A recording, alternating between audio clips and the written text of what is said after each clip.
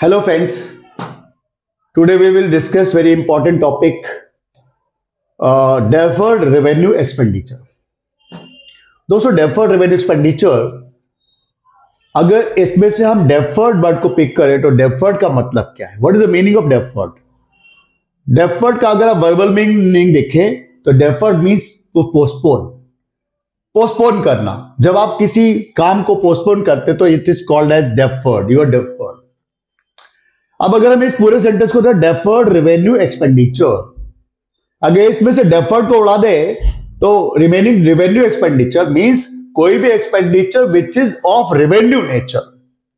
किसी एक्सपेंडिचर को revenue nature कब कहते हैं? जब हम उसको P&L में ट्रांसफर करते हैं, then that is revenue expenditure.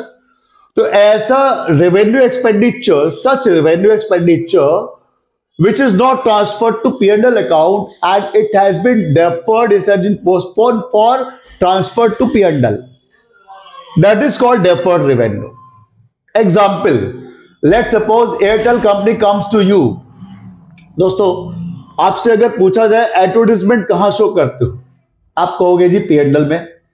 Airtel company comes to you और एयरटेल कंपनी कहती है सर आप बहुत आम इंसान जैसे लगते हो और हम आपके चेहरे को दिखाकर पब्लिसिटी करना चाहते हैं.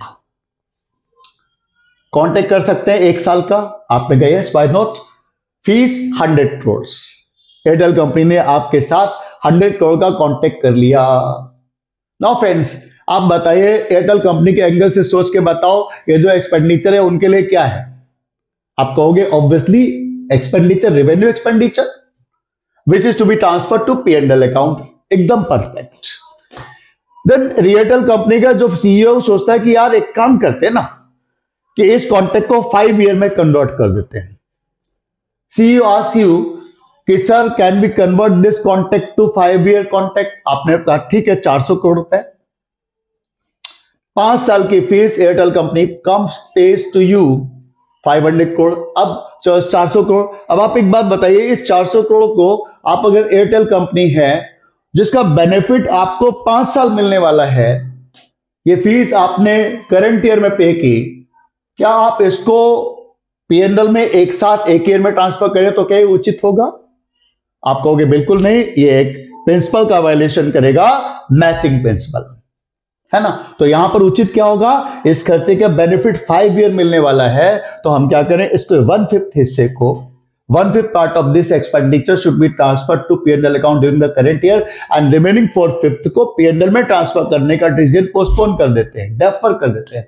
तो आपने क्या किया, 4/5 एक्सपेंडिचर रेवेन्यू है बट इसको रेवेन्यू मानने का डिसीजन पोस्टपोन कर दिया, डेफर कर दिया. तो दैट 4/5 पोर्शन यानी 320 crore are treated as deferred revenue expenditure. So this is deferred revenue expenditure which is of heavy amount and जिसका benefit long term मिलने वाला है, that is deferred revenue expenditure. Example, heavy advertisement expenditure, heavy expenditure on good quality white posts और heavy expenditure on overhauling. और भी examples हो सकते हैं. उम्मीद है इससे आपको deferred revenue क्लियर हो गया होगा. ठीक है फ्रेंड्स, इसको लाइक एंड शेयर जरूर कीजिएगा और चैनल को सब्सक्राइब करना ना भूलें और लोगों को मोटिवेट करें. Thank you, thanks for watching.